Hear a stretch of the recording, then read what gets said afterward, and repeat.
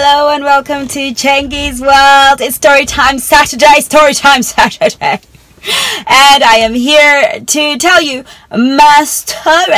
I've got a story for you, but usually it's not really about the story, it's about the lesson and how it applies to, and how I learned it through something that happened in my life. So if you want to know more about my story, welcome to Chengi's World. If you're new here to my channel, I am Chengi and you are my world.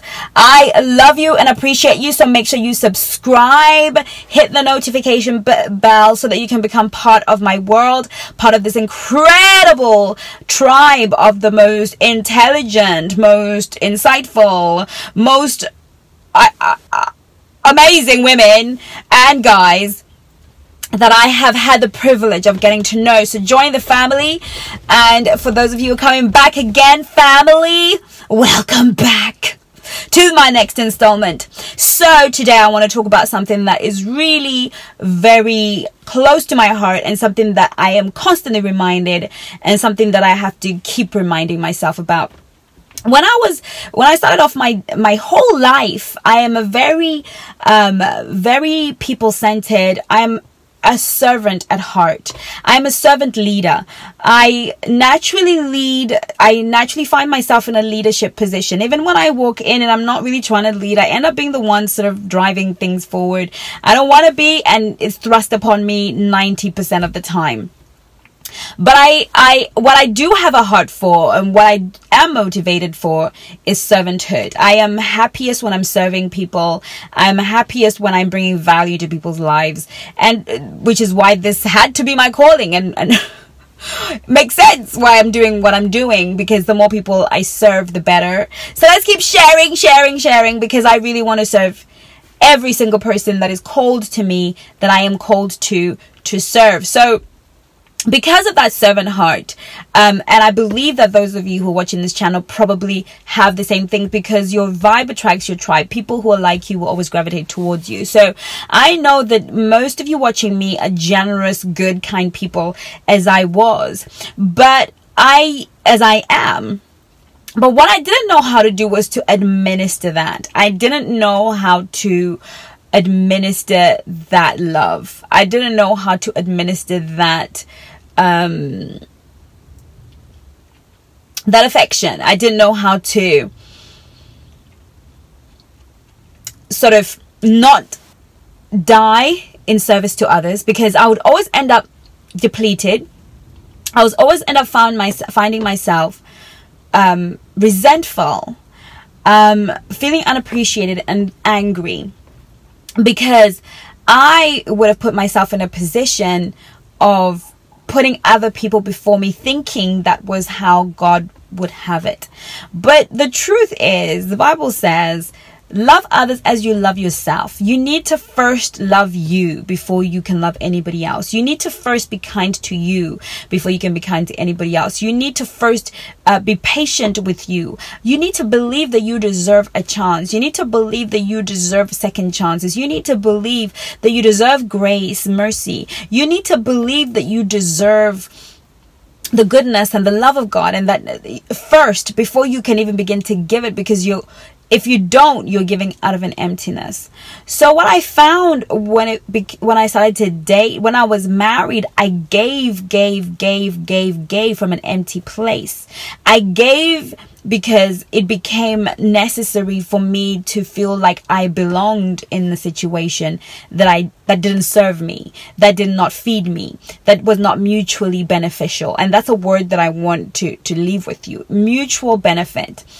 I cannot be in a relationship. If you're in a relationship, in any kind of relationship, where there's no mutual benefit, that is not a godly relationship, right? I have to gain something from you being in my life, and you have to gain something. It's not quid pro quo so much. It's whether I am serving you to help you and you have nothing to give me, you're accepting my gift and allowing that gift to change your life is what edifies and feeds me back. Sometimes you can give your gift to people and you can serve people, but they can take that for granted and not grow and discard it. And you'd feel like you haven't. So it's not always about you do for me, I do for you. It's about, when I see, when I get testimonials from you ladies, some of you are getting engaged, some of you are married, some of you marriages have come together, your relationships are coming together, and because of the work that I did, that is a mutually beneficial relationship, because that tells me that there's value. I'm getting value from you and you're getting value from me, if that makes sense. But I found when I started to date that I will talk to a guy whenever he is ready to talk to me. So I remember sort of being exhausted after work and really just thinking, I'm going to get home, put my feet up in the shower, in the bath, and just really relax and sleep. But I was always dating someone who wanted to do things on their terms. And I attracted people that wanted to do things on their terms because they were selfish, and my energy called that kind of abusiveness into my life, because I was okay to go with whatever it is you can give me, the crumbs that you can give me of attention that you can give me, so whenever you felt, if I had to stay up till 1 a.m. to get a call from you, and that's when I thought it was gonna come, and then I would wait till 1 a.m.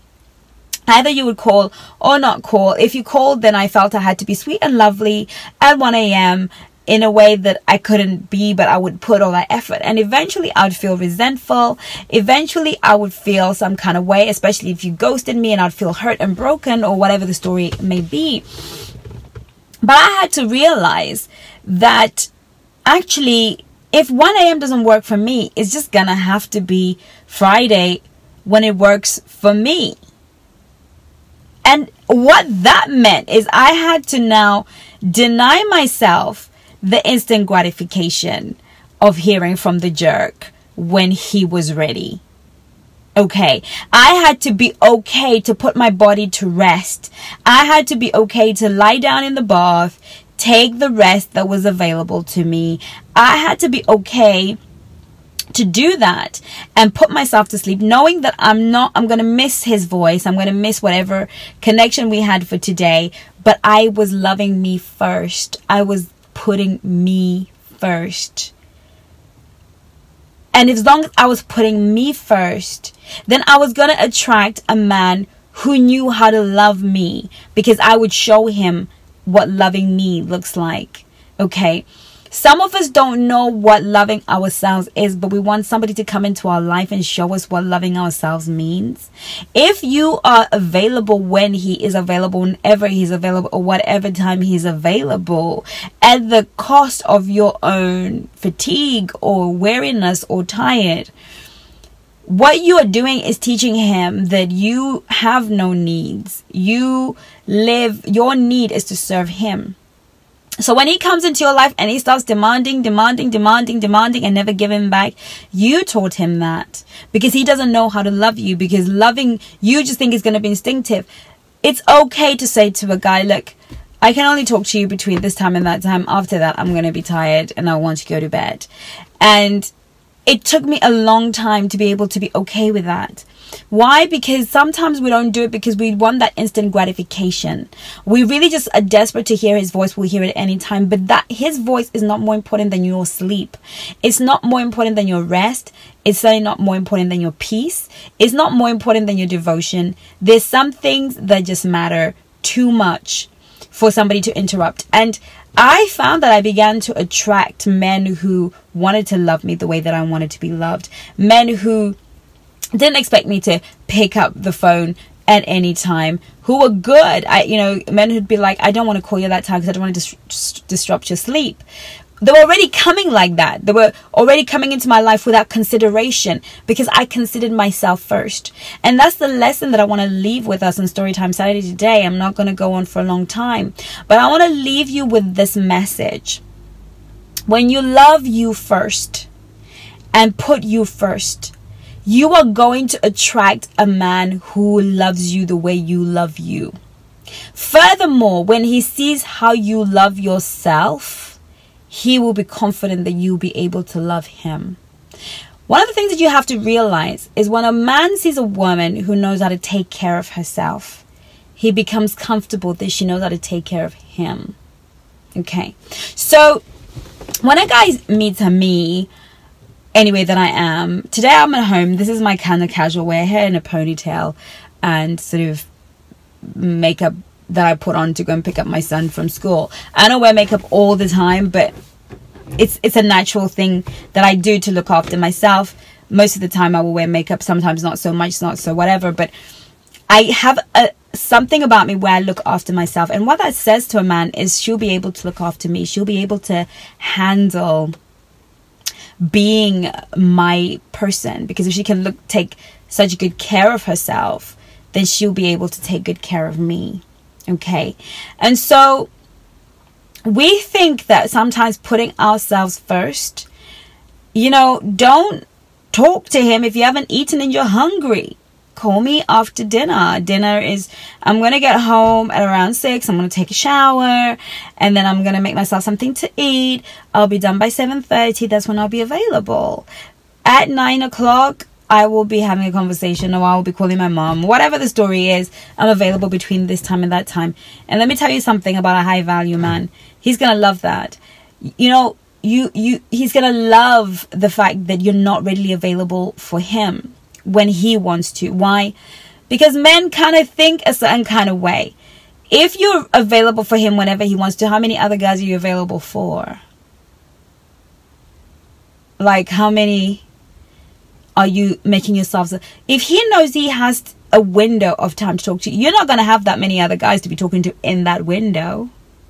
Like, he's going to work that out, that only he has to be of a certain caliber to have that window of your time. And when a conversation is not going well for you, or a man is disrespecting you, I always say to my clients, say to him, I'm not comfortable with this conversation and I would like to go home. Because it's not serving you.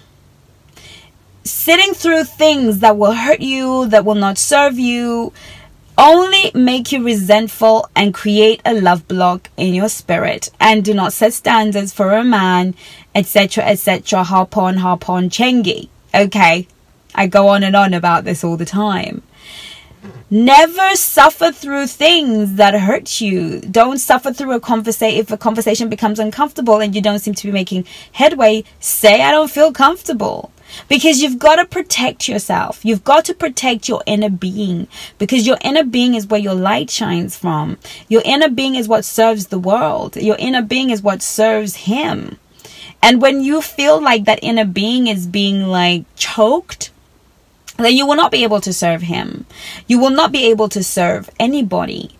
And so I've learned that even not only just in romantic relationships, but at work, in business, with family, I have to put my mental and emotional health first. I have to do that so I can be a better sister, so I can be a better mother, so I can be a better daughter. I have to do what serves my emotional and mental health first, what serves my spirit first, so that I can give from an overflow, not from my lack. And so many of us out here, so many of you ladies, are giving to men out of your scarcity. You are giving out of your fatigue. You are giving out of your hunger. You are giving out of your lack. I'm not saying that we're not called upon sometimes to give of everything, but sometimes that is only to God, not to anybody else. God would ask you to give him everything because he knows he will replenish you with everything. But to one another and to ourselves as human beings, if I'm not being served, it's not selfishness, because I need to have enough in my tank to serve you. And so I need to look at what is going to be unhealthy for me emotionally, extract myself from that situation, or expel people from that situation, right? So if I cannot extract myself, then I have to expel people, or situations or moments from my life that are going to tax my mental and my emotional health. Okay, so as long as we keep giving out of our empty, we will keep attracting men who want to empty us. But when we begin to give from what we can joyfully give, I can joyfully be at peak emotional condition to talk to you with no pressure between 7 and 8. Then that encounter with that person is going to be amazing because I am not under any pressure. I am not running from pillar to post.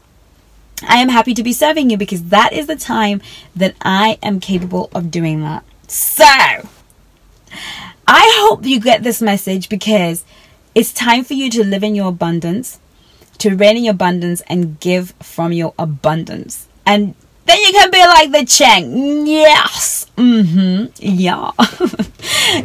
Thank you so much for watching, for subscribing, liking, commenting. Now, we need to get to 5,000 people. So let's keep on sharing. Let's keep on growing. Let's keep on loving one another. I love you so much. You are my world. Take care of you. See you on Instagram and Facebook. Do that thing. Chengi's World. I think I'm on Twitter too, under Chengi's World. I don't do much tweeting, but I do try. Okie dokie. Take care of you. Love you lots. Mwah.